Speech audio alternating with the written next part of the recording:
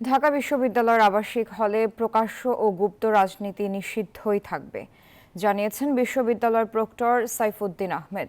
এ নিয়ে ঢাবির প্রশাসনিক ভবনে প্রথম ধাপের বৈঠকে বসেছে হলগুলোর প্রভোস্টদের স্ট্যান্ডিং কমিটি। শিক্ষার্থীরা বলছেন প্রশাসনের সিদ্ধান্তের সঙ্গে তারা একমত। নিয়মিত ডাকসু নির্বাচনের দাবি তাদের। এদিকে ঢাবি ছাত্র ইউনিয়ন সভাপতি মেঘমল্লার বসু বলেছেন, রাজনীতি বন্ধ করার সিদ্ধান্ত হাস্যকর। দীর্ঘ ইতিহাস, ঐতিহ্য, সংগ্রাম, সফলতা রয়েছে, কিন্তু রিসেন্ট টাইমে আমরা দেখছি যে ছাত্র রাজনীতির কোনো পজিটিভ আউটকাম আমরা ছাত্র সমাজের উপরে প্রভাব ফেলতে দেখিনি। আমাদের ইউনিভার্সিটিতে যদি ডাকসুর নির্বাচনটা রেগুলার হয় তাহলে এখান থেকে কিন্তু নেতৃত্ব উঠে আসা সম্ভব।